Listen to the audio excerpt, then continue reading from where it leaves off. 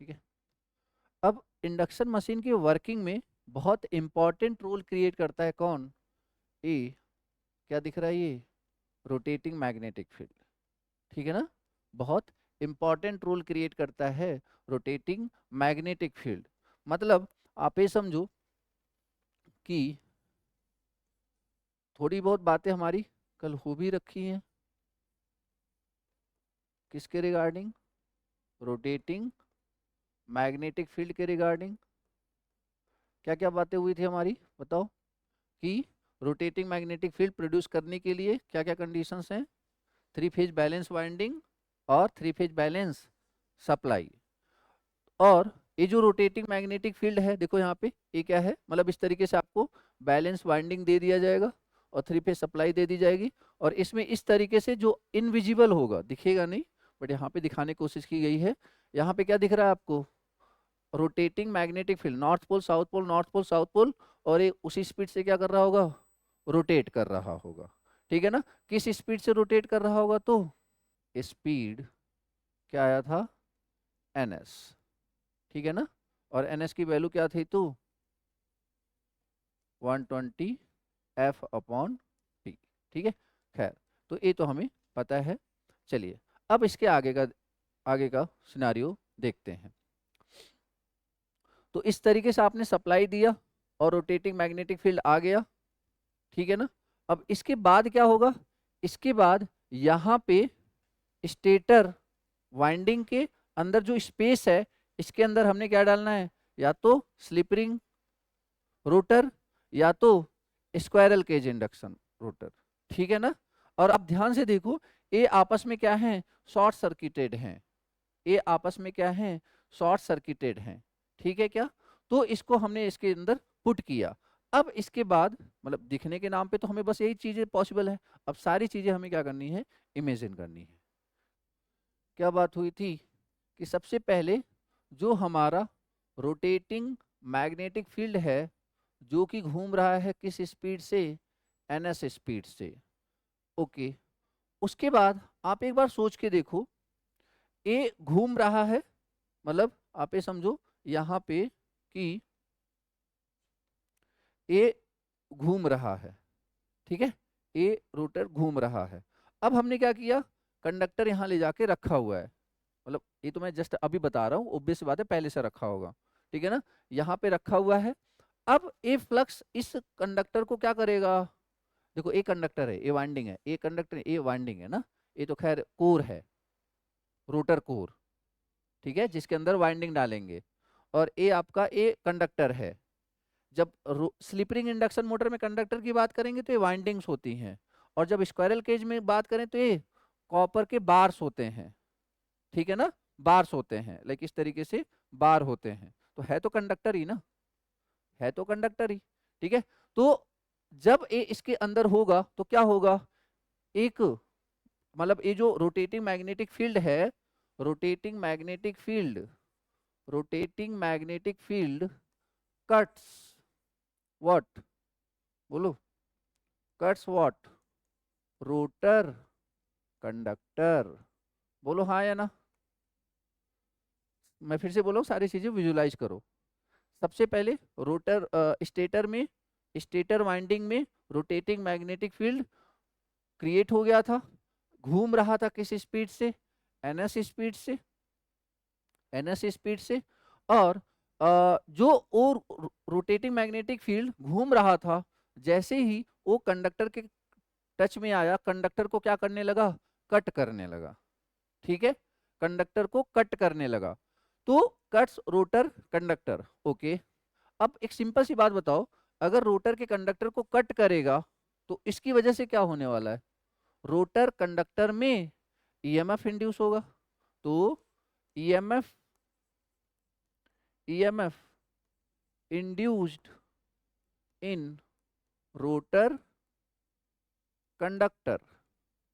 अच्छा एक बात और, इसके पहले अगर आप ध्यान दो तो ये रोटेटिंग मैग्नेटिक फील्ड कंडक्टर को, कंडक्टर के पास कहां से होके गया था? कहां से होके गया था? एयर से होके गया होगा, एयर गैप से होके गया होगा। क्योंकि यहाँ पे आप देख सकते हो कि इसके बीच में गैप देना पड़ेगा ना हमें, जब हम ये रोटर इसके अंदर पुट करेंगे तो गैप देना पड़ेगा, तो ये फ्लक्स कहीं ना कहीं इस एयर गैप से होके जाएगा, ठीक है ना, एयर गैप से होके जाएगा, ठीक है क्या। चलिए, तो rotating magnetic field cuts rotor conductor, EMF is EMF induced in what, rotor conductor, rotor में ईएमएफ इंड्यूस हो रहा है, ठीक है। अब क्वेश्चन ये है कि कितना ईएमएफ इंड्यूस होगा, कितना ईएमएफ इंड्यूस होगा, बताओ। तो ईएमएफ कितना इंड्यूस होगा, तो अब सिंपल सी बात है यार कि इंडक्शन प्रोसेस हो रहा है, ट्रांसफार्मर की तरह काम करेगा, तो ट्रांसफार्मर में ईएमएफ का फॉर्मूला क्या होता है, 4.44 F इंटू N इंटू 5, ठीक है ना। अब ये जो N है, ये जो N है, तो आप ऐसे समझो कि ये N है रोटर के नंबर ऑफ टर्न्स का, कंडक्टर का, ठीक है ना, इसके लिए अभी ज्यादा परेशान मत हो। ये कहाँ पे ईएमएफ की बात हो रही है, तो ये बेसिकली रोटर पे बात हो रही है, ठीक है क्या, ये हम कहाँ पे बात हो रहा है, रोटर पे, E2, ठीक है ना, तो E2 equal to what, 4.44 F into N into 5, okay. अब ये जो ईएमएफ इंड्यूस हो रहा है, ये जो ईएमएफ इंड्यूस हो रहा है, अगर आप ध्यान दो तो ये क्या करेगा, करंट प्रोड्यूस करेगा, क्योंकि क्यों करंट प्रोड्यूस करेगा, क्योंकि ये क्या है, शॉर्ट सर्किटेड है ना, समझ में आ रहा है कि नहीं, रोटर कंडक्टर क्या है, शॉर्ट सर्किटेड, और अगर शॉर्ट सर्किट है तो ईएमएफ इंड्यूस होगा तो करंट भी फ्लो होगा, क्योंकि करंट तभी फ्लो होता है जब पाथ कंप्लीट होता है, यस या नो, ओके। तो मैंने क्या बोला कि ईएमएफ इंड्यूस हुआ, तो क्या मुझे बता सकते हो कि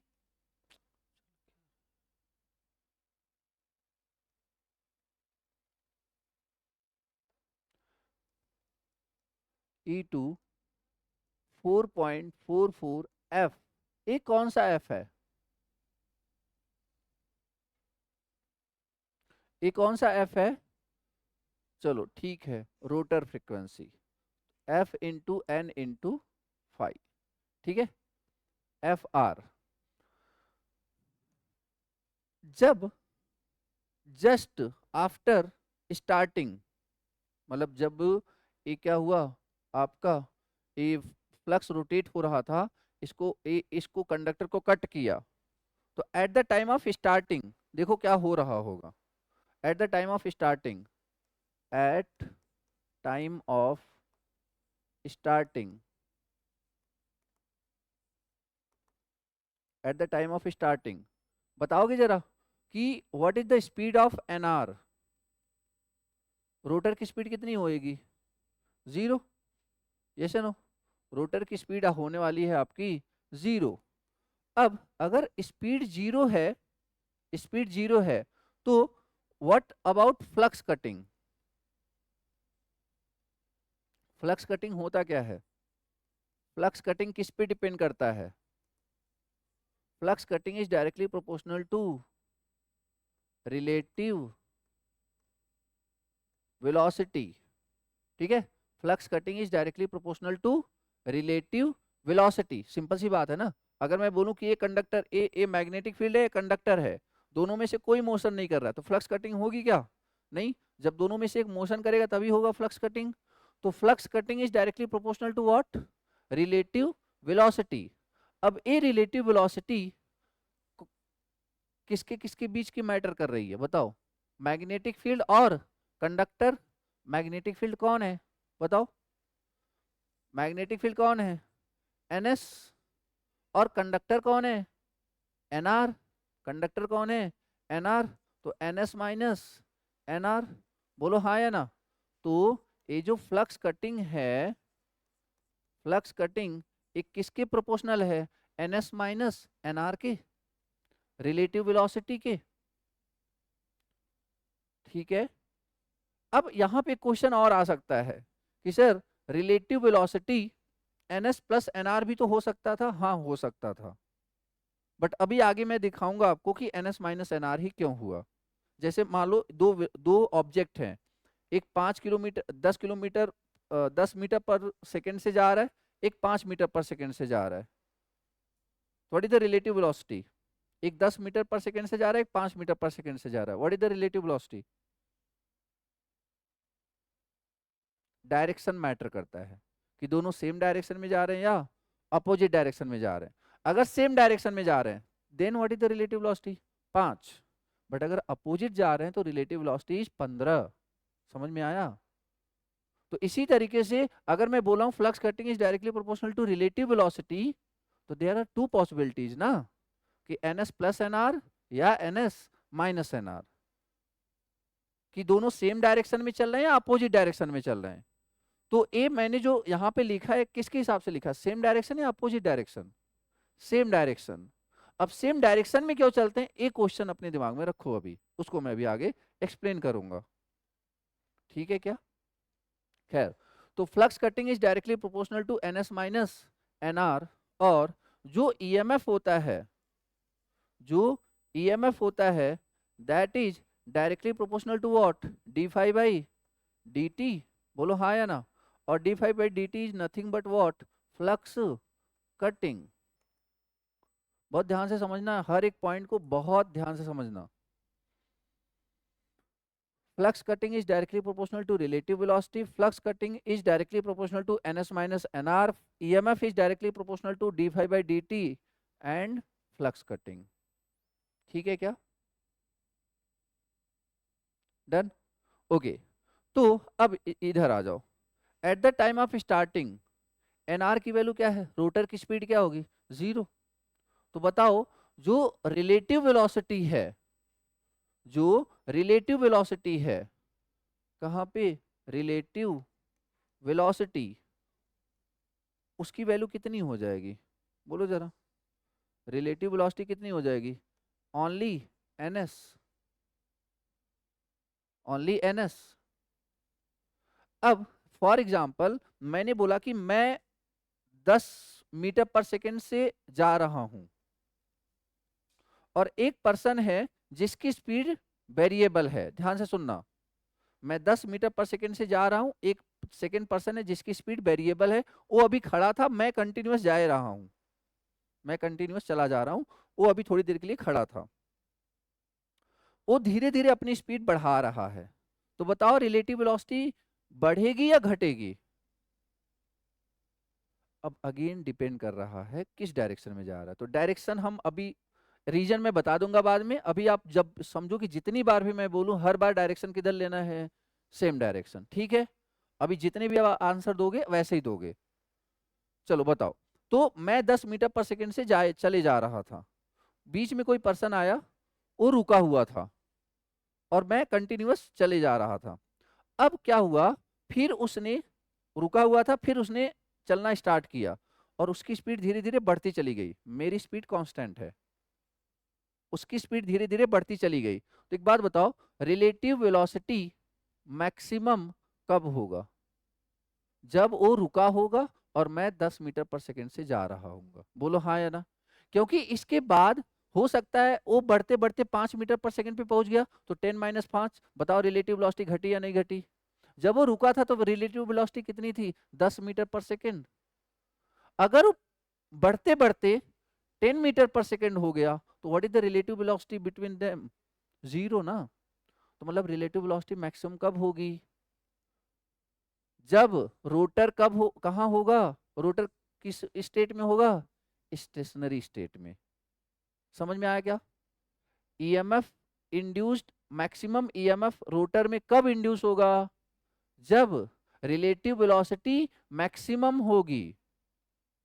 रिलेटिव वेलोसिटी मैक्सिमम कब होगी? जब रोटर रुका हुआ होगा। रोटर रुका हुआ कब होगा? At the time of starting. तो at the time of starting in induction motor, rotor induced EMF in rotor is maximum. कुछ समझ में आ रहा है क्या? रोटर इंड्यूस्ड मतलब EMF induced in rotor is maximum. तो रिलेटिव वेलोसिटी समझो जरा, तो एट स्टार्टिंग, एट स्टार्टिंग, चलो जो जो क्वेश्चन पूछा जा रहा है सब बताते चलो। एट स्टार्टिंग रोटर स्पीड, बोलते चलो, rotor speed 0, okay. Relative velocity, relative velocity, तो रिलेटिव वेलोसिटी था क्या basically, N S minus N R, but starting में एन आर की वैल्यू क्या है, 0। स्टार्टिंग में rotor speed is 0, sorry, N R is 0, तो relative velocity is N S minus N R, but यहाँ पे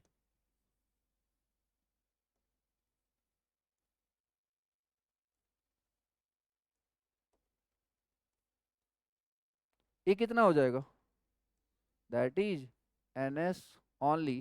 क्या मैं इसको ये बोल सकता हूं कि अगर मुझे पता है कि उसी डायरेक्शन में जाएगा तो ये रिलेटिव वेलोसिटी मैक्सिमम होगा या नहीं होगा। मैंने पहले ही मना कर दिया कि अपोजिट डायरेक्शन में नहीं जाएगा, ठीक है ना, क्यों उसकी बात अभी करेंगे। तो this N S, this relative velocity is what, maximum, बोलो हाँ या ना, this relative velocity is what, maximum, okay. अब अगर रिलेटिव वेलोसिटी मैक्सिमम है तो एक बात बताओ, flux cutting is directly proportional to, जल्दी बोलो, flux cutting is directly proportional to what, relative velocity, flux cutting is directly proportional to relative velocity. तो तो relative velocity and which is directly proportional to what, N S, तो flux cutting is directly proportional to relative velocity and that is N S. और flux cutting, क्या आपको नहीं लगता कि इस टाइम पे क्या होने वाला है, मैक्सिमम, बोलो हाँ या ना, फ्लक्स कटिंग इस टाइम पे क्या होने वाला है, मैक्सिमम। और जब फ्लक्स कटिंग मैक्सिमम होगी तो जो ईएमएफ इंड्यूस होगा that will be also maximum, बोलो हाँ या ना। तो इस टाइम पे अगर मैं बात करूं ईएमएफ इंड्यूस्ड, तो उसके सामने भी आप क्या लिखोगे, दैट इज मैक्सिमम। क्यों, क्योंकि इंड्यूस्ड ईएमएफ या EMF induce is directly proportional to what, flux cutting, ठीक है ना, फ्लक्स कटिंग, ओके। अभी मोटर घूमा नहीं है, अभी बस ईएमएफ इंड्यूस हुआ है, ठीक है ना, अभी सिर्फ ईएमएफ इंड्यूस हुआ है, ठीक है, ईएमएफ इंड्यूस हो गया। अब अगर ईएमएफ इंड्यूस हो रखा है तो जो रोटर है, हमें पता है क्या है वो, rotor is what, short, short circuited, rotor is what, short circuited. और अगर रोटर शॉर्ट सर्किटेड है तो एक बात बताओ क्या होगा, ईएमएफ इंड्यूस हो रखा है, रोटर शॉर्ट सर्किट है, तो क्या होगा, करंट फ्लो होगा। यार पाथ कंप्लीट हो गया ना, अगर पोटेंशियल है और पाथ कंप्लीट हो गया तो ऑब्वियस सी बात है क्या होगा, करंट फ्लो होगा। क्या इतनी बात सबको क्लियर है क्या,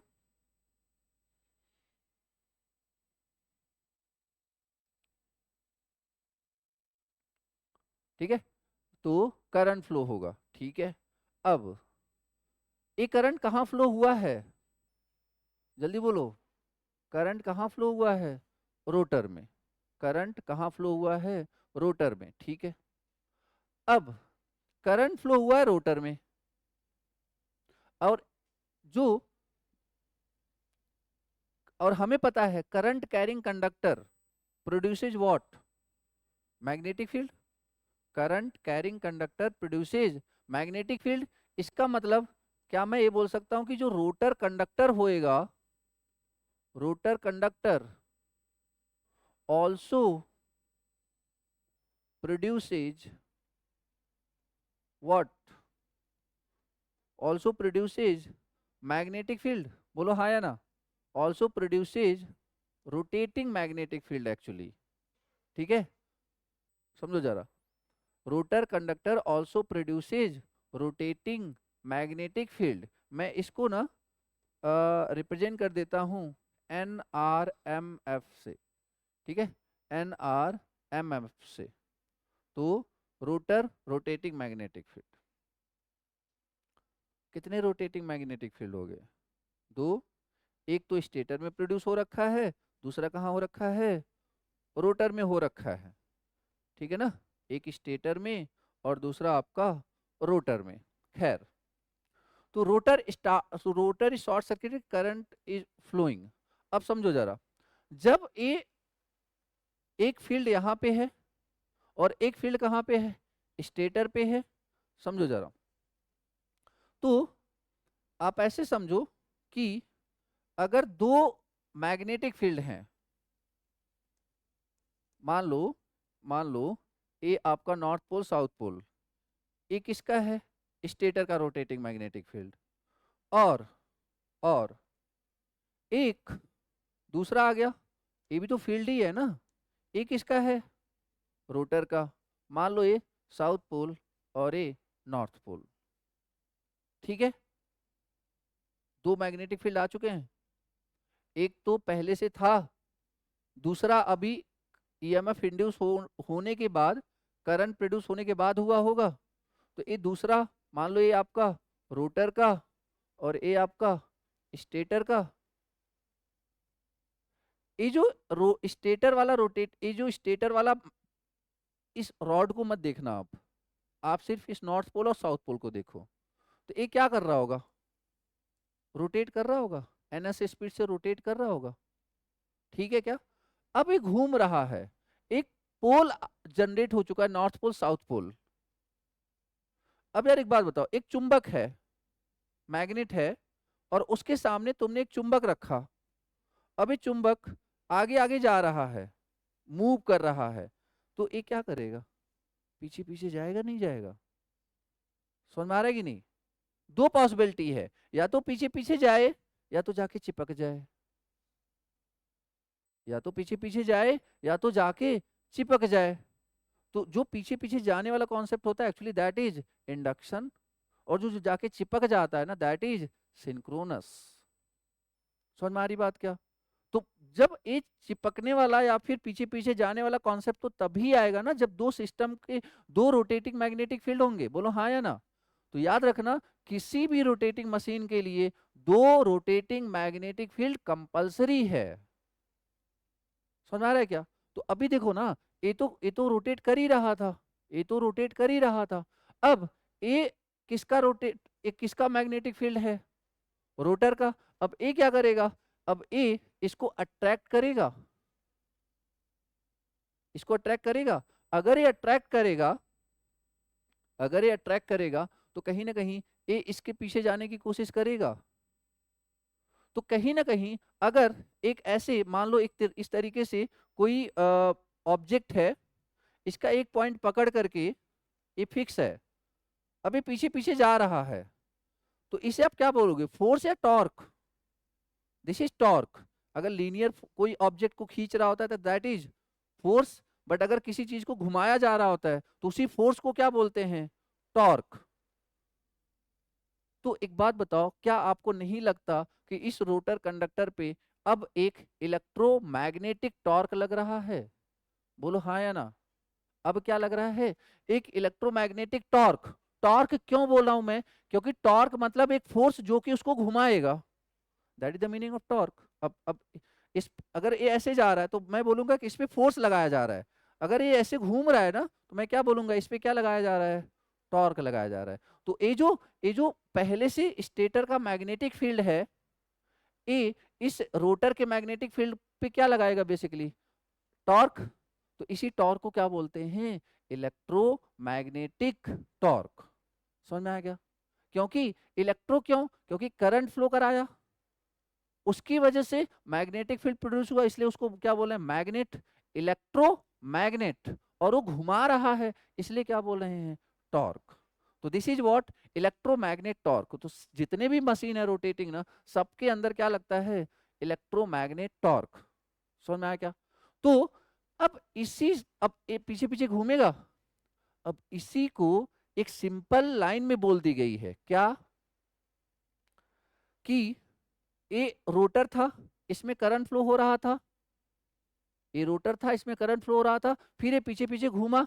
अब इसी को एक सिंपल लाइन में बोल दिया गया, क्या कि current carrying conductor when placed in a magnetic field it will experience a force. Actually ये जो फोर्स है ना, दैट इज टॉर्क बेसिकली, और वही टॉर्क जो इसको रोटर को क्या कर रहा होगा, घुमा रहा होगा। समझ में आया क्या? तो ये जो अंदर जो सारा प्रोसीजर हो रहा है ना, इसको इनडायरेक्ट शॉर्ट में बोल दिया गया सिंपल, कि क्या कि current carrying conductor when placed in a magnetic field. तो करंट कैरिंग कंडक्टर यहाँ पे कौन है, rotor. Placed in a magnetic field, magnetic field कौन है, स्टेटर का मैग्नेटिक फील्ड। तो current carrying conductor placed in a magnetic field, it will experience a force. तो ये फोर्स कौन एक्सपीरियंस कर रहा है, रोटर। और अगर वो फोर्स एक्सपीरियंस कर रहा है तो फोर्स क्या करेगा, फोर्स उसको क्या करेगा, घूमेगा। तो रोटर बेसिकली क्या होगा, घूमेगा, और ये काम होगा हमारा। समझ में आ रहा है क्या? तो rotor conductor also produces rotating magnetic field, और due to interaction of due to interaction of rotating magnetic field of stator and rotor, a electromagnetic torque is produced। बोलो हाँ या ना, क्या इस लाइन को समझ पा रहे हो आप लोग? ठीक है। तो due to interaction of rotating magnetic field of stator and rotor, तो of a electromagnetic torque is produce. अब यहां पे एक बात याद रखना, स्टेटर किस स्पीड से घूम रहा है, जल्दी बोलो।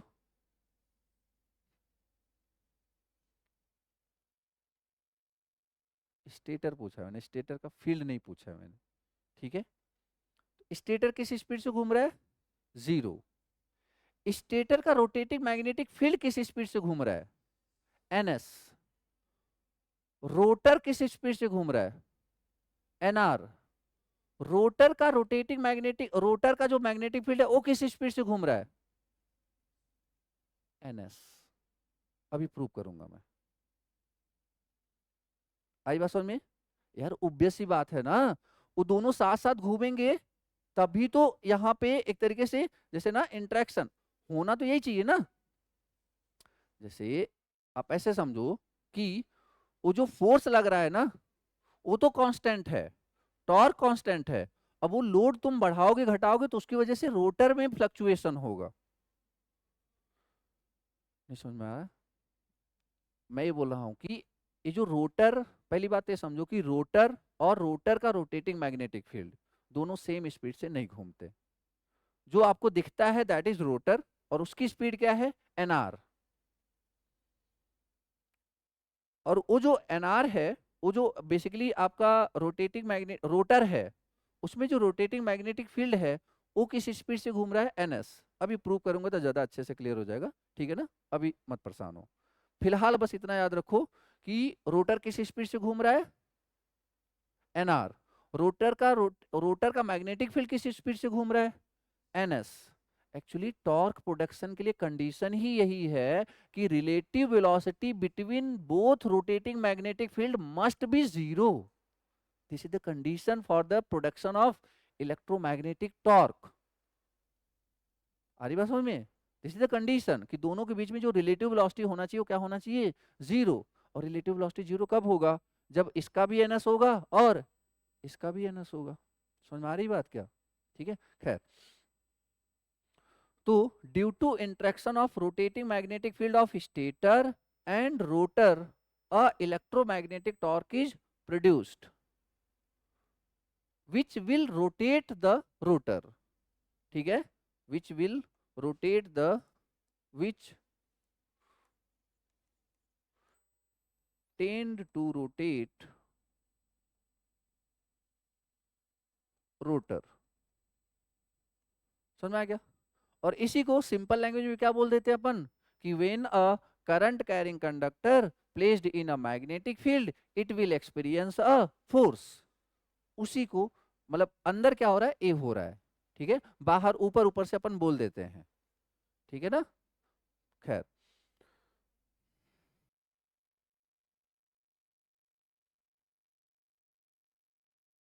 ठीक है, ओके। और इसको मतलब अब रोटर जो घूमेगा एफ इक्वल टू, मतलब अगर आपको याद हो तो लॉरेंज फोर्स से भी देख सकते हो, F equal to B I L होता है ना, ठीक है। खैर, अब क्या हुआ, रोटर को घुमाने वाला फोर्स मिल गया ना। रोटर अब घूमने की टेंडेंसी, अभी तक रोटर क्या था, रुका हुआ था, अभी तक रोटर रुका हुआ था। अभी एक फोर्स मिल गया जो रोटर को क्या करेगा, घुमाएगा। तो अब बताओ, जैसे ही rotor start rotor starts rotating, अब बताओ क्या बढ़ेगा, किसकी वैल्यू बढ़ेगी, एनआर की वैल्यू बढ़ेगी, बोलो हाँ या ना।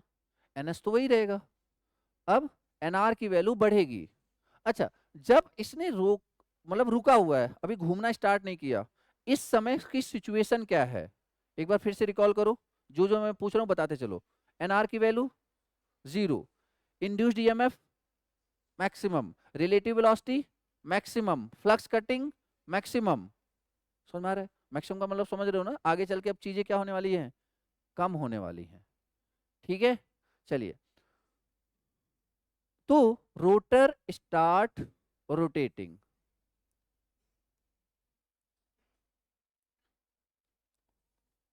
रोटर स्टार्ट रोटेटिंग, ओके, ठीक है। एनआर की वैल्यू बढ़ रहा है। अब एक बात बताओ, अगर एनआर की वैल्यू बढ़ा,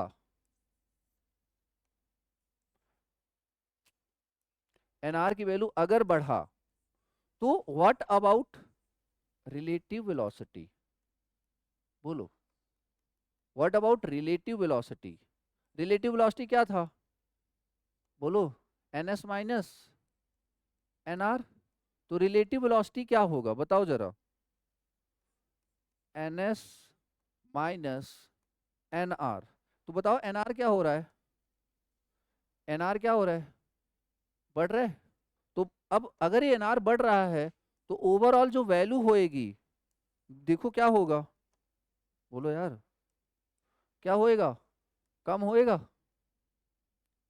समझ में आ रहा ही नहीं सबको, अरे सिंपल है ना, मैंने बोला 10 - 8, तो आपने क्या बोला, 2। अब मैंने बोला 10 - 9, अब क्या बोलोगे आप, 1 ना। तो देखो, ये वाली नंबर जब हम बढ़ा रहे हैं, ये वाला नंबर जब बढ़ा रहे हैं, तो ये वैल्यू क्या हो रही है, कम हो रही है ना। क्लियर है क्या, ठीक है। खैर, तो हमने क्या देखा कि अब जैसे ही एनआर ने मतलब रोटर ने मूव करना स्टार्ट कर दिया, रोटर ने मूव करना स्टार्ट कर दिया, अब रिलेटिव वेलोसिटी क्या होने लग गई, कम होने लग गई, ठीक है ना। रिलेटिव वेलोसिटी कम होने लग गई, समझ में आया क्या।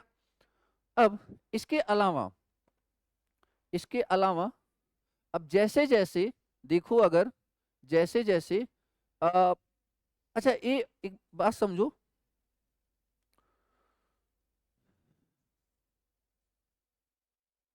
जो टॉर्क लगेगा, यहाँ पे एक पॉइंट और लिख सकते हैं कि टॉर्क स्टार्टिंग में टॉर्क क्या होगा, मैक्सिमम। स्टार्टिंग में टॉर्क क्या होगा, मैक्सिमम। टॉर्क मतलब क्या, वही फोर्स, और फोर्स किस पे डिपेंड करता है, करंट पे। फोर्स किस पे डिपेंड करता है, करंट पे। और करंट किस पे डिपेंड करता है, ईएमएफ पे। ईएमएफ किस पे डिपेंड करता है, फ्लक्स कटिंग पे। फ्लक्स कटिंग किस पे डिपेंड करता है, रिलेटिव वेलोसिटी पे। बोलो हाँ या ना। और रिलेटिव वेलोसिटी जब मैक्सिमम था, तो टॉर्क भी क्या होगा, मैक्सिमम। डन, ठीक है। चलो, अब यहाँ पे आगे बढ़ते हैं। तो रिलेटिव वेलोसिटी, अब मैंने ऐसा मान लिया कि ये किस पे, एनआर बढ़ते बढ़ते मान लो फुल लोड पे, मतलब इसकी ये जो मैक्सिमम टॉर्क है, इसकी टेंडेंसी क्या होगी कि इसकी स्पीड को बढ़ाए, स्टार्टिंग में इसकी स्पीड को बढ़ाए। समझ में आ रहा है कि नहीं? अब ये स्पीड बढ़ाने की कोशिश करेगा कौन? टॉर्क। टॉर्क बढ़ाने की कोशिश करेगा, ठीक है। अब इसने स्पीड को मान लो बढ़ाते बढ़ाते पहुंचा दिया कहां पे? अप्रोक्सीमेटली किसके पास? एनएस के पास। बढ़ाने की कोशिश ही तो कर रहा है। कहां पहुंचा दिया? एनएस के पास। तो जब एनएस के पास पहुंच गया, ये मतलब कब की बात कर रहा हूं मैं? Full load. जब एनएस के पास पहुंच गया, फुल लोड के पास पहुंच गया, एक बात बताओ, what is flux cutting? Flux cutting, अच्छे काम करता हूं मैं, एक ना, मान लो N R equal to N S पे एक बार बात कर लेता हूँ, तब फिर बीच में आता हूँ ना, ठीक है। N R equal to N S पे बताओ क्या होने वाला है? N R equal to N S पे व्हाट इज रिलेटिव वेलोसिटी? बोलो, व्हाट इज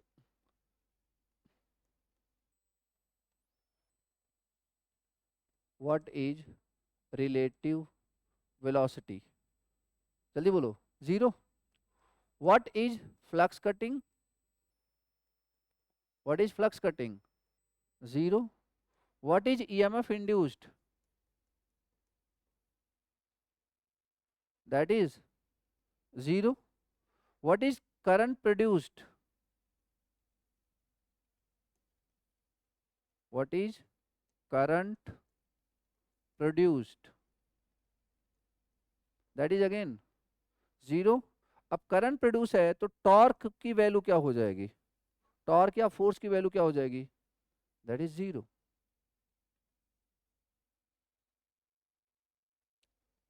मतलब क्या हुआ कि जब तक नहीं, जब तक रुका हुआ था उस समय बहुत ज्यादा टेंडेंसी थी किस, कहां पे, मतलब वो टॉर्क को घुमाने की, रोटर को घुमाने की, और रोटर चाह रहा था कि मैं जल्दी से जल्दी इस रोटर की स्पीड को कहां पहुंचा दूं? एनएस के पास। कहां पहुंचा दूं? एनएस के पास। अभी मैं उस बारे में बात नहीं करी कि वहीं पे क्यों, अपोजिट क्यों नहीं, उस पे बात करूंगा मैं। तो मान लो उसने कोशिश करके पहुंचा दिया, पहुंचा दिया, तो पहुंचाया, तो रिलेटिव वेलोसिटी क्या हो गई? जीरो। फ्लक्स कटिंग क्या हो गई? जीरो। ईएमएफ इंड्यूस क्या हो गया? जीरो। करंट प्रोड्यूस क्या हो गया? जीरो। टॉर्क क्या हो गया? जीरो। अब सब जीरो हो गया तो आगे ले जाने वाला कोई है क्या? नहीं ना। तो फिर से कहाँ आ जाएगा? पीछे आ जाएगा। एनआर की वैल्यू एनएस से कम हो जाएगी, और जैसे ही कम होगी फिर से फ्लक्स कटिंग स्टार्ट हो जाएगी, और फिर से फ्लक्स कटिंग स्टार्ट होगी तो फिर से टॉर्क लगने लग जाएगा, फिर से रिलेटिव वेलोसिटी आ जाएगी, फिर से वो पीछे पीछे चलने लग रहा होगा। तो इस चक्कर में फिर बेसिकली वो मतलब जब वो पहुंच गया तो फिर वो फोर्स ही खत्म हो गई, तो फिर वो पीछे आ गया, और जैसे ही पीछे आया वैसे क्या हुआ? फिर से आगे जाने की टेंडेंसी करने लगा, और इस चक्कर में रोटर घूम रहा है ना पीछे पीछे। तो अब देख रहे हैं कि घूम रहा है, तो हमने क्या लगा दिया? लोड लगा दिया, और हमारा काम हो रहा है। समझ में आया क्या? क्लियर है? जैसे वो देखा होगा, वो रास्ते में जो कुत्ते दौड़ते हैं, देखा है? कुत्ते, वो जो आप ड्राइव करते जाओ बाइक वगैरह पे, तो कुछ होते हैं ना कुत्ते, खतरनाक स्पीड से दौड़ेंगे, और जैसे ही पहुंच जाएंगे रुक जाएंगे। उनका फोर्स, उनका मोटिवेशन ही खत्म हो गया। जैसे ही वो पहुंचे ना डेस्टिनेशन पे, कुछ नहीं करना, बस वो वहीं पे इधर उधर बस टहल रहे होंगे। तो जैसे डेस्टिनेशन पहुंचे सारा मोटिवेशन खत्म। अच्छा, वहीं पे आप फिर से स्टार्ट करके फिर से आगे बढ़ो, फिर से दौड़ने लग जाएंगे। समझ में आ रहा है क्या? बस समझ लो वही है पूरा, इधर वही हो रहा है ना। समझ पा रहे हो कि नहीं? ठीक है। खैर, अ, तो अच्छा, अब यहाँ पे क्वेश्चन अभी एक बना हुआ है। क्वेश्चन क्या बना हुआ है कि उसी डायरेक्शन में क्यों? ठीक है। उसी डायरेक्शन में क्यों, अपोजिट डायरेक्शन में क्यों नहीं। तो फिलहाल यहां से हम एक कंक्लूजन क्या निकाल सकते हैं कि induction motor can never run at synchronous speed. ठीक है, एक पॉइंट ही लिख सकते हैं। ठीक है, induction motor can never run at synchronous speed. ऐसा क्यों, बस इसमें से कुछ भी बता देना, इसमें से कुछ भी बता दो, सारे आंसर सही है आपका। अगर कोई पूछे ना कि इंडक्शन मोटर सिंक्रोनस स्पीड पे क्यों नहीं चल पाता, तो सिंपली आप बता देना कि रिलेटिव वेलोसिटी क्या हो जाती है, जीरो, या बोल देना फ्लक्स कटिंग क्या हो जाती है, जीरो, ईएमएफ इंड्यूस ही क्या हो जाता है, जीरो। जब ईएमएफ इंड्यूस नहीं होगा तो करंट प्रोड्यूस नहीं होगा, और करंट प्रोड्यूस नहीं होगा तो टॉर्क नहीं लगेगा, और टॉर्क ही तो उसे घुमा रहा था, टॉर्क ही तो उसे घुमा रहा था, बट अब घूमेगा ही नहीं, तो फिर से कहाँ जाएगा, पीछे आ जाएगा, और जैसे ही पीछे आया फिर से फ्लक्स कटिंग आ गया पिक्चर में, और फिर से वो पीछे पीछे लगा रहेगा, और इसी चक्कर में रोटर घूमता रहेगा, एनएस के पास आसपास आसपास घूमता रहेगा। ठीक है क्या, खैर। अब ये तो हो गया स्टार्टिंग की बात, और ये एकदम स्टार्टिंग में, और एक हो गया एकदम लास्ट में। अब जो हमारा मोटर रन करेगा वो कहाँ करेगा, इन दोनों के बीच में। समझ में आ रहा है क्या, इन दोनों के बीच में। ठीक है, तो वाई इंडक्शन मोटर या induction machine rotate in same direction, rotate in same direction as synchronous, as rotating magnetic field ना, as rotating magnetic field। ठीक है, यही है ना, लाइक इंडक्शन मोटर। अब रोटेट का मतलब ऑब्वियस सी बात है, मैं रोटर के टारगेट कर रहा हूँ ना, कि रोटर रोटेटिंग मैग्नेटिक फील्ड के डायरेक्शन में ही क्यों घूमता है, या फिर सिंपल शब्दों में बोले तो एनएस माइनस एनआर ही क्यों, एनएस प्लस एनआर क्यों नहीं, यही मतलब हुआ ना। ठीक है, चलो देखते हैं। मान लो ये आपका रोटर है, ये आपका रोटर है, ठीक है, और आपका इसमें क्या हो रहा है, rotating magnetic field, rotating magnetic field किस स्पीड से घूम रहा है, एनएस स्पीड से घूम रहा है। कोई विजिबिलिटी नहीं है, कुछ नहीं, बस हाँ घूम रहा है। क्यों, क्योंकि हमने इसके लिए जो रिक्वायरमेंट थी, three phase balance supply, three phase balance winding, वो दे दी, तो घूम रहा होगा। ठीक है, ठीक है, घूम रहा है। अब यहां पे आपने क्या रख दिया था, यहां पे आपने क्या रख दिया था, बोलो, कंडक्टर, यहां पे आपने रख दिया था कंडक्टर। अब ये जो रोटेटिंग मैग्नेटिक फील्ड था, इस कंडक्टर को क्या किया उसने, कट किया होगा, कट किया होगा। तो जब रोटर को कट किया होगा तो इसके अंदर ईएमएफ इंड्यूस हुआ होगा, जब ईएमएफ इंड्यूस हुआ तो शॉर्ट सर्किट था, तो करंट प्रोड्यूस हुआ होगा। अब वो जो करंट प्रोड्यूस हुआ है वो क्या करेगा, एक फ्लक्स, एक फ्लक्स प्रोड्यूस करेगा। समझ में आ रहा है क्या, एक फ्लक्स प्रोड्यूस करेगा, उसकी वजह से एक इलेक्ट्रोमैग्नेटिक टॉर्क लगेगा, दो इंटरेक्शन होगा, फोर्स, दो फ्लक्स के बीच में इंटरेक्शन होगा, दो मैग्नेटिक फील्ड के बीच में इंटरेक्शन होगा। अब उस पे फोर्स लगाना है। अब क्वेश्चन ये है कि वो फोर्स सेम डायरेक्शन में लगाएगा या अपोजिट डायरेक्शन में। तो एक बात समझो, अब यहां पे याद करो किसको, ड्यू टू लेंज लॉ। क्या था लेंज लॉ, सिंपल शब्दों में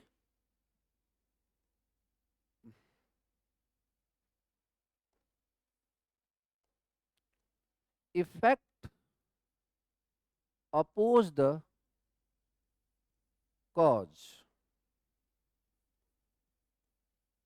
यस या no, effect oppose the cause. Simple शब्दों में बोलें तो जिस थाली में खाना उसी थाली में छेद करना, यही है ना।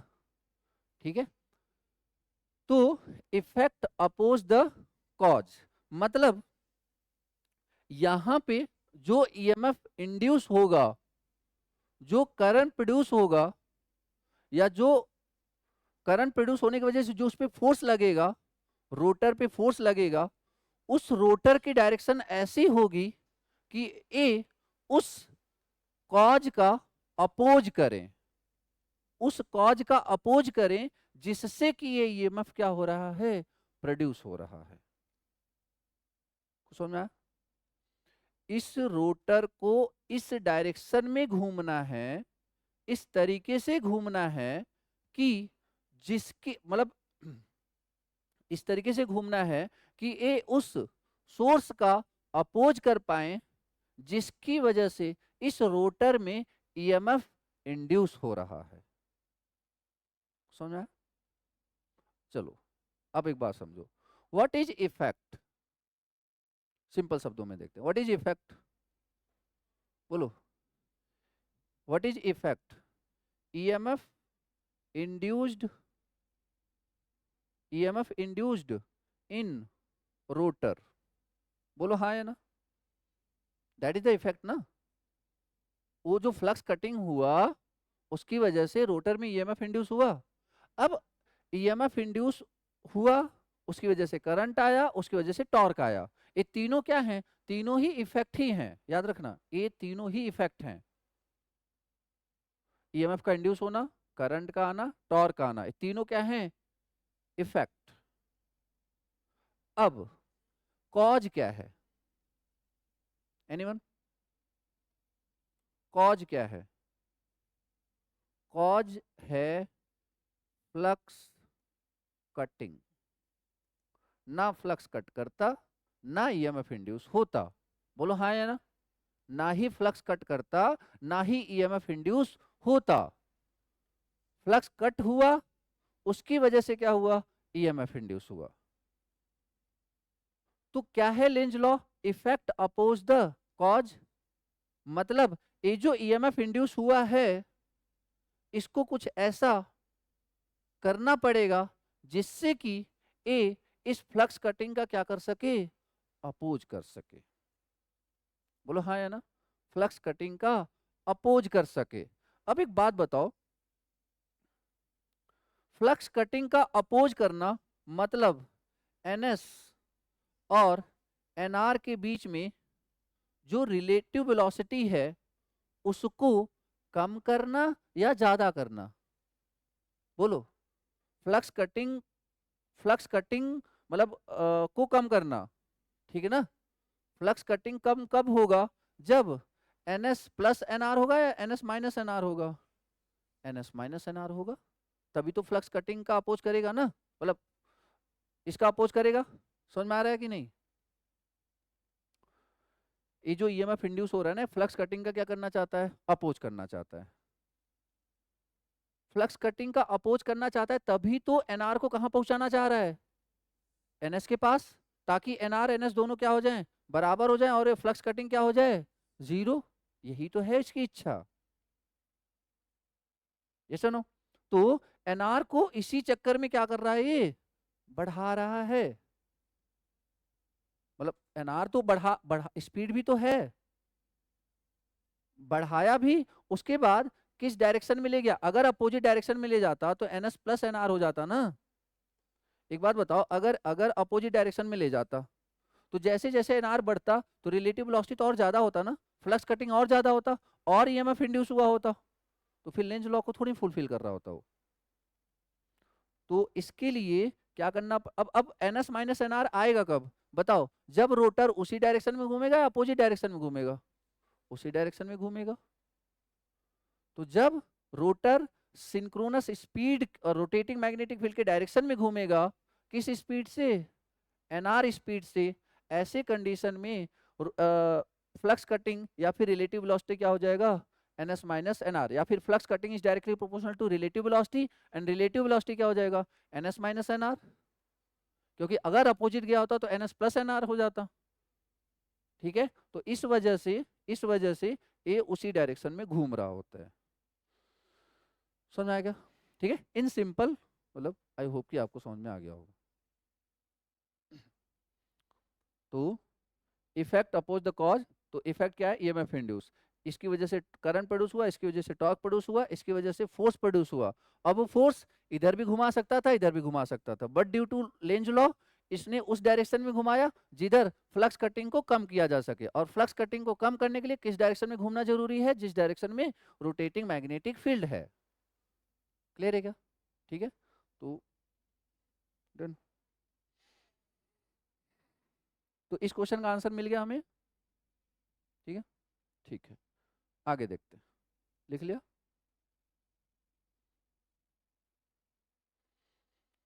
अब यहां पे रिलेटिव वेलोसिटी रिलेटिव वेलोसिटी मतलब यहां पे जो भी पैरामीटर चेंज होंगे वो सब किस पे डिपेंड करेंगे, सब किस पे डिपेंड करेंगे, रिलेटिव वेलोसिटी पे, क्योंकि रिलेटिव वेलोसिटी पे ही फ्लक्स कटिंग डिपेंड करता है, रिलेटिव वेलोसिटी पे ही ईएमएफ इंड्यूस डिपेंड करता है, रिलेटिव वेलोसिटी पे ही करंट, मतलब देखो फ्लक्स कटिंग किस पे डिपेंड करेगा, रिलेटिव वेलोसिटी पे, ईएमएफ किस पे डिपेंड करेगा, फ्लक्स कटिंग पे, करंट किस पे डिपेंड करेगा, ईएमएफ पे, टॉर्क किस पे डिपेंड करेगा, करंट पे। तो ले दे के सबका जो हेड है वो कौन हुआ, रिलेटिव वेलोसिटी। अब रिलेटिव वेलोसिटी कांस्टेंट है या वेरिएबल है, बोलो, रिलेटिव वेलोसिटी क्या है, वेरिएबल ना, रिलेटिव वेलोसिटी क्या हुआ, वेरिएबल। अब जब रिलेटिव वेलोसिटी वेरिएबल हुआ तो अब बार बार हमें जितने पैरामीटर्स होंगे उनकी एनालिसिस करने के लिए इंडक्शन मोटर के लिए हमें अगर बार बार मैं relative velocity N S minus N R लिखूंगा ना तो मुझे क्या होगी, काफी दिक्कतें आएंगी बार बार कैलकुलेशन में। तो इस कैलकुलेशन को मतलब कुछ ऐसा करना है कि एक टर्म भी आ जाए और इतना लेंदी भी ना दिखे, इसीलिए पिक्चर में लाया गया किसको, स्लिप को। समझ में आया क्या? इसीलिए पिक्चर में लाया गया स्लिप को। तो स्लिप बेसिकली बताता क्या है, स्लिप बताता है कि आपकी रिलेटिव वेलोसिटी में चेंज होने की वजह से और सारे पैरामीटर, वो चाहे ईएमएफ हुआ, चाहे करंट हुआ, चाहे टॉर्क हुआ, उनमें क्या वेरिएशन होगा। समझ में आया क्या? तो स्लिप बेसिकली एक सिंपल सा रिप्रेजेंटेशन है किसका, रिलेटिव वेलोसिटी का। क्योंकि पूरे इंडक्शन मशीन में रिलेटिव वेलोसिटी चेंज होगी, क्यों चेंज होगी, क्योंकि रोटर की स्पीड चेंज हो रही है। एनएस तो फिक्स रहेगा बट एनआर चेंज हो रहा है, और अगर स्पीड चेंज होगी तो ऑब्वियस सी बात है एनएस माइनस एनआर और रिलेटिव वेलोसिटी भी चेंज होगी। समझ में आया क्या? तो इसलिए इसको रिप्रेजेंटेशन के लिए हमने क्या इंट्रोड्यूस किया, स्लिप। तो अब समझते हैं कि स्लिप है क्या।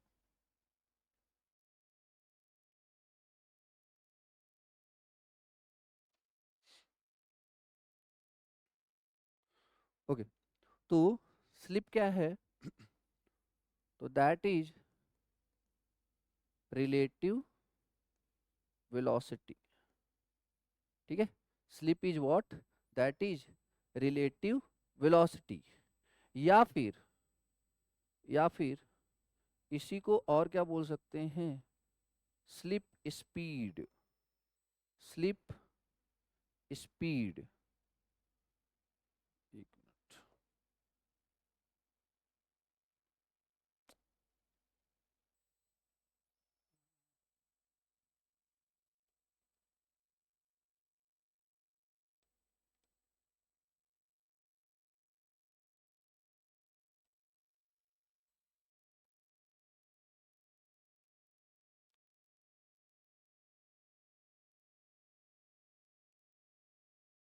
तो इसको रिप्रेजेंट कैसे करते हैं, स्लिप स्पीड, तो that is N S minus N R, simple. अभी मैंने, स्लिप नहीं है, याद रखना, that is not the slip. Slip के तीन रिप्रेजेंटेशन होते हैं, ठीक है ना। तो एक होता है रिलेटिव वेलोसिटी, या फिर इसको ऐसे लिखो ज्यादा सही रहेगा, मतलब स्लिप स्पीड पहले लिख लो, आप वैसे ही रख दो, कोई दिक्कत नहीं है ना, ठीक है, कोई दिक्कत नहीं है, वो भी सही है। पहला क्या है, स्लिप स्पीड,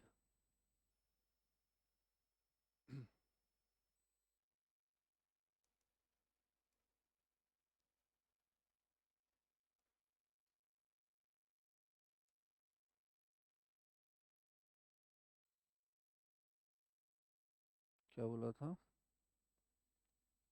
रिलेटिव वेलोसिटी, ठीक है। तो स्लिप की रिप्रेजेंटेशन देखते हैं, अब इसमें से फिर देखेंगे कि कौन सा हम यूज करते हैं ना।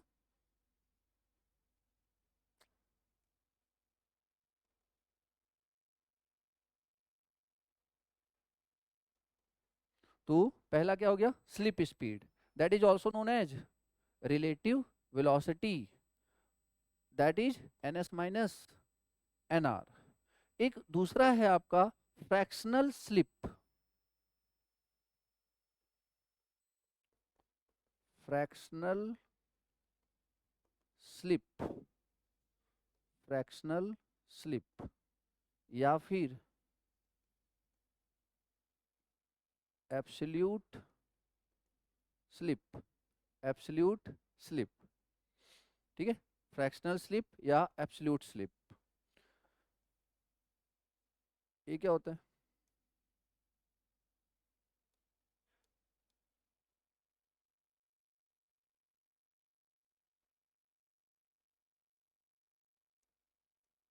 ये क्या होता है आपका, तो that is N S minus N R upon N S, that is fractional slip या फिर एब्सोल्यूट स्लिप, ठीक है क्या। और एक होता है आपका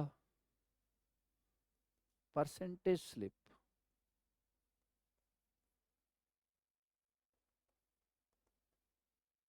percentage slip.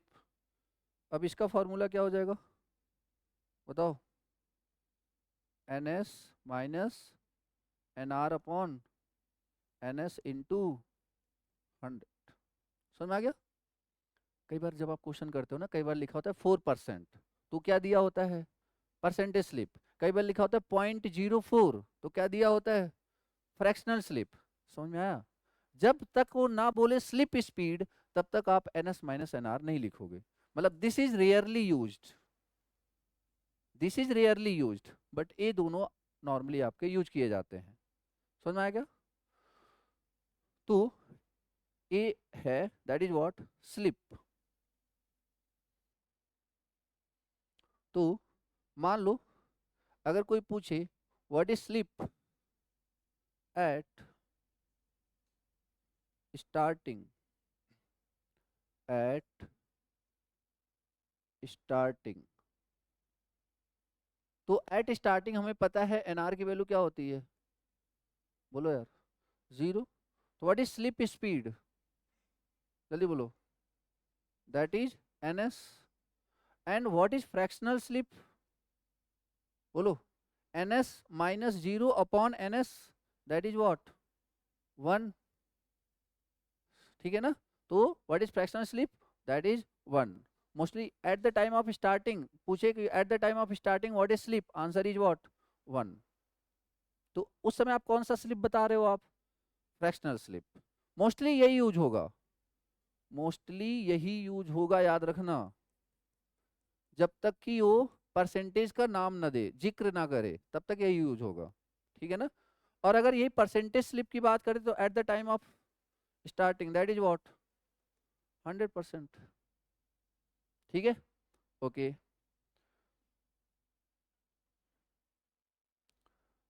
Eight synchronous speed,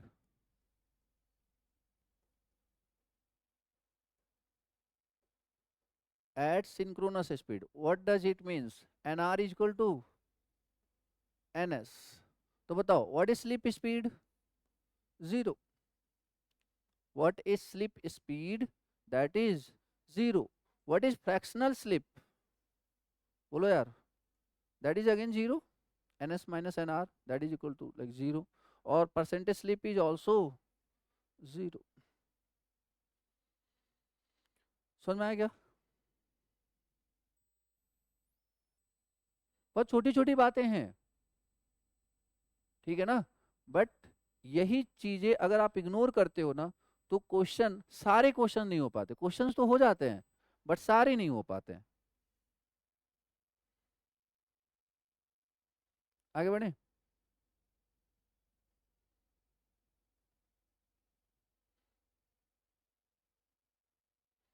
okay. अब मतलब अब हमें जो स्लिप हमारे दिमाग में आना चाहिए वो क्या है? What is the value of slip? जल्दी बोलो। N S minus N R upon N S. अब हमें दिमाग में यही रखना है जब तक कि स्पेशली स्लिप स्पीड या फिर परसेंटेज स्लिप ना बोल दिया जाए। स्लिप के नाम पे हमारे दिमाग में यही फॉर्मूला आना चाहिए, ठीक है क्या? ओके। अब क्वेश्चन क्या देगा? स्लिप दे देगा, एनएस दे देगा और आपसे एनआर पूछेगा, ठीक है। स्लिप दे देगा, एनएस दे देगा, एनआर पूछेगा, और ऐसे क्वेश्चन बहुत फ्रिक्वेंटली आएंगे। तो बेटर है कि हम यहीं पे डिराइव करके एनआर का formula in the terms of NS and yes याद कर लें। समझ में आ रहा है क्या? अगर नहीं याद करोगे तो आप क्या करोगे? स्लिप की वैल्यू यहाँ रखोगे, एनएस यहाँ रखोगे, एनएस यहाँ रखोगे, फिर कैलकुलेशन करके एनआर निकालोगे। तो इससे बेटर है एक ही बार मेहनत करके याद कर लेते हैं, डायरेक्टली रख दिया करेंगे। समझ में आ रहा है कि नहीं? देखो क्या आएगा, S into N S, time बचेगा इससे, याद रखना। N S minus N R, N R इधर ला दो आप, तो क्या हो जाएगा? N S minus S N S, या फिर N R is equal to what? बोलो। N S into one minus S. ये फॉर्मूला आपको हमेशा याद होना चाहिए, ठीक है ना। जब भी जरूरत पड़ेगी तो तुरंत बताओ ना आप। तो N R equal to what? N S into one minus S. Rotor speed equal to, क्योंकि जब स्लिप स्पीड, जब स्पीड कंट्रोल की बात आएगी ना, स्पीड कंट्रोल मतलब क्या? कि मोटर की स्पीड कंट्रोल करना। मोटर की speed is what basically? NR ना। तो एनआर को कंट्रोल करने के लिए इन्हीं इन्हीं पैरामीटर पे तो डिपेंड करेगा कि स्लिप चेंज करोगे तब स्पीड चेंज होगा या एनएस चेंज करोगे तब चेंज होगा। NS equal to 120 F upon P. आप यहाँ पे फॉर्मूले को और लिख सकते हो। NR equal to what? 120 F upon P into what? 1 minus S, ठीक है। यहाँ से न्यूमेरिकल बहुत आते हैं, याद रखना। इंडक्शन मशीन में ज्यादातर न्यूमेरिकल होने वाले हैं। जैसे ट्रांसफार्मर में लिमिटेड थे, न्यूमेरिकल लिमिटेड थे, बट यहाँ पे न्यूमेरिकल काफी आएंगे, ठीक है। अच्छा, अब जैसे यहाँ पे बताना जरा, व्हाट इज स्टेटर फ्रीक्वेंसी? जल्दी बोलो। What is stator frequency? That is supply frequency. Stator frequency is what? Supply frequency, ठीक है। That is supply frequency, okay. जब यहाँ पे अगर हम बात करें रोटर फ्रीक्वेंसी की, किसकी? रोटर फ्रीक्वेंसी की। अब थोड़ा सा ध्यान दो, रोटर फ्रीक्वेंसी की बात कर रहे हैं तो रोटर फ्रीक्वेंसी, जैसे स्टेटर फ्रीक्वेंसी का फॉर्मूला अगर मुझे पूछ बताना हो तो आप क्या बताओगे? इस what is meaning of rotor frequency? Rotor की फ्रीक्वेंसी का मतलब क्या होता है?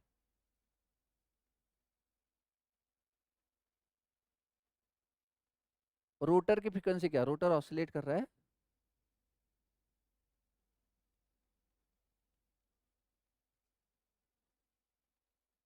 हाँ, रोटर में जो ईएमएफ इंड्यूस हो रहा है that is AC in nature, that is AC in nature. और एसी नेचर में है तो उसकी कुछ ना कुछ क्या होएगी? फ्रीक्वेंसी होएगी। और वो जो फ्रीक्वेंसी है दैट इज कांस्टेंट और वेरिएबल? वेरिएबल, ठीक है क्या? That is variable. अच्छा, अभी एफ एस मान लो एन, आपको ये पता है N S equal to 120 F upon P. तो what is F basically, what is F S, बोलो। N S into P upon 120, N S into P upon 120, ठीक है क्या? अब ध्यान से देखो, ये बात सबको समझ में आया? N S into P upon 120 कहाँ से आया? जब बात आती है रोटर फ्रीक्वेंसी की ना, तो याद रखना relate, rotor frequency is constant है वेरिएबल, और जब भी वेरिएबल होगा 100% किस पे डिपेंड करेगा? रिलेटिव वेलोसिटी पे। Slip is a representation of relative velocity ना, ठीक है? तो relative velocity, relative velocity into P, relative velocity into P divide by 120। कुछ समझ में आ रहा है क्या? बोलो। Rotor frequency is what basically, इतना तो पता चल गया ना कि rotor frequency is not constant, depend करेगा किस पे? रिलेटिव वेलोसिटी पे, फ्लक्स कटिंग पे, ईएमएफ पे, ठीक है ना? तो अब बताओगे जरा रिलेटिव वेलोसिटी है कितना, बोलो। N S minus N R, ठीक है ना, इनटू व्हाट, चलो बाकी वैसे ही लिख दो, पी अपॉन 120, पी अपॉन 120। अब मुझे स्लिप में लिखना है, लिख, डायरेक्ट स्लिप लिख सकता हूँ क्या मैं? नहीं लिख सकता ना, क्योंकि नीचे क्या नहीं है, बोलो, एन एस। कोई नहीं, लिख देते हैं, बट वो वही बात है, यहाँ भी कर रहे तो यहाँ भी करना पड़ेगा। अब बताओ इसको आप क्या लिख सकते हो, जल्दी बोलो, इसको आप क्या लिख सकते हो? स्लिप, स्लिप, और P into N S upon 120, ये क्या है? ये क्या है? Supply frequency. समझ में आया नहीं है? P into N S upon 120, that is what? Supply frequency. तो S इंटू एफ एस, समझ में आया? F R is equal to S into F S, rotor frequency is slip times of stator frequency या supply frequency.